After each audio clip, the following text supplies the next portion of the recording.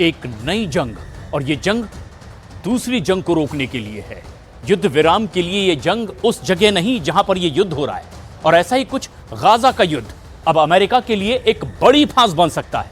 America के अंदर Gaza को लेकर एक ऐसी जंग शुरू हो गई है जिसका अंदाजा बाइडेन को भी नहीं था, और इस वक्त अमेरिका के कई शहरों में गाजा के नाम पर एक बड़ी टक्कर शुरू हो चुकी है।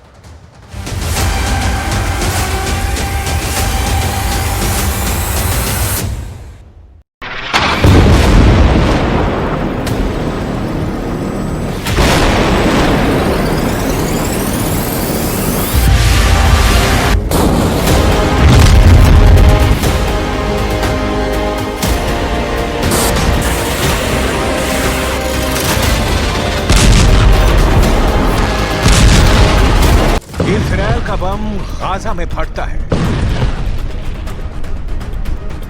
लेकिन उसकी धमक अमेरिका में सुनाई देती है। ना सिर्फ सुनाई देती है, बल्कि जमीन पर ऐसी दिखाई देती है।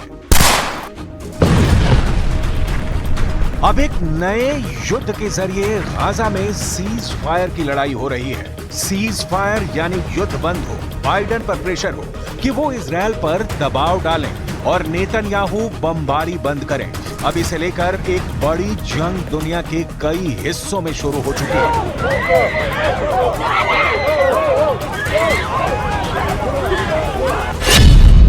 कहा जा रहा है कि गाजा का युद्ध अमेरिका में पहुंच चुका है। गाजा को बचाने के लिए अमेरिका में जंग शुरू हो चुकी है। इस जंग में अमेरिका के विश्वविद्यालय बैटल ग्राउंड बन चुके हैं।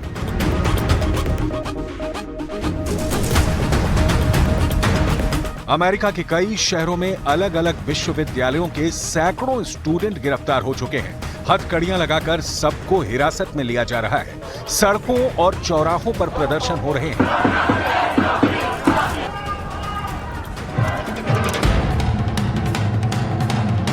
पुलिस और छात्रों के अलावा यूनिवर्सिटी स्टाफ पर एक्शन लिया जा रहा है। ये अटलांटा है, और यहाँ पर छात्रों पर पुलिस की कार्रवाई की तस्वीरें विचलित भी कर सकती हैं। हंगामा और बवाल बहुत ज्यादा है। इनकी डिमांड है कि गाजा युद्ध रुके, पश्चिम एशिया में लगी आग बुझ जाए। This is insane. I just saw police use unnecessary violence for peaceful protesters. I saw police knock students to the ground. Clearly you see a bunch of arrests going on. People were pepper sprayed. This is a school. Like, why is this happening? हंगामा America के शहरों में जारी है। आग Israel की सड़कों पर भी लगी हुई है। एक तरफ अमेरिका का ओहायो है, दूसरी तरफ इजरायल की राजधानी तेल अवीव है। दोनों तरफ तनाव फैला है, दोनों तरफ फसाद जारी है, दोनों तरफ भीड़ अपने देश के पुलिस के साथ जूझ रही है।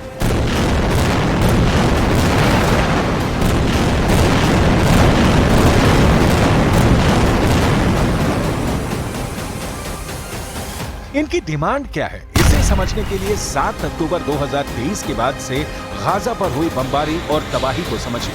गाजा पर गिरे हर बम ने जान ली है। एक नहीं, दो नहीं, बल्कि हर बम ने 10-10 जान ली है।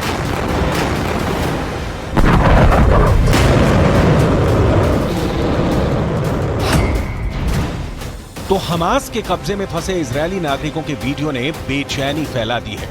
इन तस्वीरों को देखकर पूरी दुनिया पूछ रही है कि इजरायल और हमास के बीच सीज फायर कब होगा?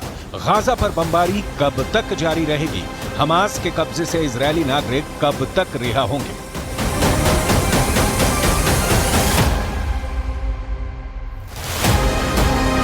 अमेरिका में यूनिवर्सिटी के स्टूडेंट ये युद्ध लड़ रहे हैं और पुलिस उन्हें रोकने के लिए केमिकल स्प्रे कर रही है। कुछ पर टेजर गन चलाई जा रही है, यानी करंट वाले पिस्तौल। लेकिन अमेरिका में बाइडेन के खिलाफ यह विरोध रुकने का नाम नहीं ले रहा। अमेरिका के बॉस्टन नॉर्थहैम्पटन यूनिवर्सिटी के छात्रों ने कैंप लगाकर गाजा के समर्थन में प्रदर्शन किया तो करीब 100 लोग हिरासत में लिए गए। इनमें ज्यादातर छात्र और छात्राएं ही हैं। कई जगह आंसू गैस के गोले छोड़कर इस विरोध को दबाने की कोशिश हुई। अमेरिका के इंडियाना में ब्लूमिंगटन नाम का शहर है और यहाँ इंडियाना यूनिवर्सिटी में 23 लोगों को गिरफ्तार किया गया। एरिज़ोना स्टेट यूनिवर्सिटी में करीब 70 लोग गिरफ्तार किए गए क्योंकि यहां भी तंबू लगाकर गाजा में सीज फायर की मांग की गई। फिलिस्तीन के समर्थन के साथ यहां इजरायल के बंधकों की भी बात हो रही है और उनकी रिहाई के लिए भी अमेरिका पर दबाव डाला जा रहा है। We see what's happening in the United States and now in Australia, we keep going and we hope that it'll take off in France too, because universities really have a role to play in what's happening in Palestine and the genocide which is underway. सबसे बड़ी बात यह है कि पूरी आजादी के साथ अपनी आवाज उठाने के लिए जिस अमेरिका के लोकतंत्र की तारीफ की जाती है, वहां यूनिवर्सिटी के स्टूडेंट्स पर लाठी डंडे और आंसू गैस सब कुछ छोड़े जा रहे हैं। उनको गिरफ्तार किया जा रहा है। पिछले 10 दिनों में अमेरिका की Yale University, University of Southern California, Vanderbilt University और यूनिवर्सिटी ऑफ मिनेसोटा में काफी हंगामा हुआ है। इन विश्वविद्यालयों की इमारतों को प्रदर्शनकारियों ने घेर लिया। इस वजह से कई प्रोग्राम कैंसिल करने पड़े, पुलिस बुलाई गई और फिर अमेरिका को बदनाम करने वाली तस्वीरें पूरी दुनिया में छा गई।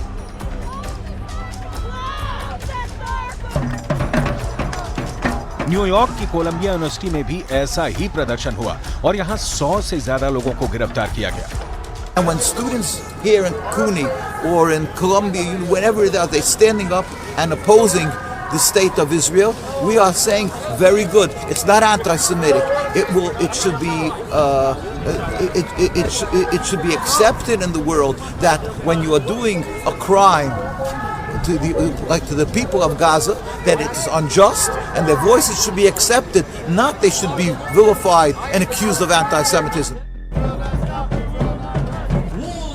अब यही हाल कनाडा में भी देखा गया, यही हाल ऑस्ट्रेलिया, ब्रिटेन और फ्रांस में भी देखा जा रहा है। ये वो देश हैं जिन्होंने गाजा में नॉन स्टॉप बमबारी को लेकर इजरायल का समर्थन किया है, यानी बम रफा कैंप में गिर रहा है और गुस्से के शोले पश्चिमी देशों में भड़के हुए हैं। डिमांड 3 है, गाजा पर बमबारी बंद हो, सीज फायर हो और बंधकों को छुड़ाया जाए। इस वक्त हमास के कब्जे में इजरायल के कई बंधक हैं, जिनको छुड़ाने के लिए इजरायल की सरकार पर भी प्रेशर बनाया जा रहा है।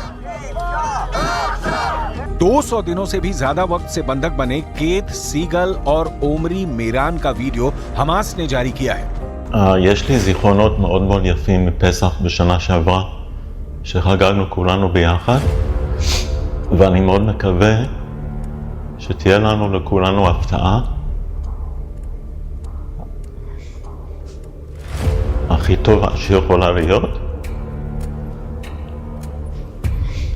משפחתי היקרה, אני מתגעגע לכולכם. אבא, אחיי, אחותי, לישי אהובתי, רוני ואלמה, בנותיי היקרות.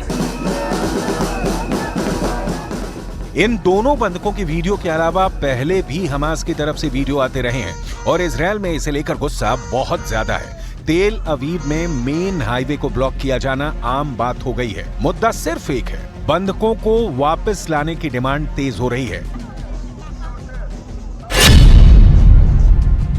7 अक्टूबर को हुए हमास के हमले में इजरायल के 1200 लोगों की मौत हुई थी। करीब 250 इजरायली नागरिकों को बंधक बना लिया गया था। इसके जवाब में इजरायल ने गाजा पर लगातार बमबारी की, जिसमें करीब 35,000 लोगों की मौत हो चुकी है, जिसमें महिलाओं और बच्चों की तादाद ज्यादा है। हजारों लाशें अब भी मलबे में दबी हुई हैं। सवाल है कि गाजा में बचे आखिरी इलाके रफा पर लगातार बमबारी के बीच इजरायल अब क्या चाहता है। אם תהיה עסקה, אנחנו נעשה פעולה, חד וחלק. אנחנו נעשה כל מה שניתן כדי להחזיר את החטופות והחטופים. לאן אנחנו יותר קרובים מהערב? מבלי לפגוע בהישגי המלחמה, שחיילים הקריבו את עצמם, ונפלו חלל, ונפצעו, והמילואים, וכל העם התגייס. כלומר, כל מה שאפשר. गाजा के रफा से आया ये वीडियो देखिए। गाजा का ये रिफ्यूजी कैंप एक बड़ा मैसेज दे रहा है। मौत और खून खराबे के बीच यहाँ बच्चों का कोई खेल चल रहा है। जिस गाजा की आबादी करीब 20 लाख थी, वहाँ 85% लोगों का घर तबाह हो चुका है। लोग अब दक्षिणी गाजा में एक छोटे से हिस्से में रहने को मजबूर हैं। तंबुओं में रह रहा है तो कोई बमबारी से तैयार हुए खंडहरों के बीच सिर छुपाने को मजबूर है।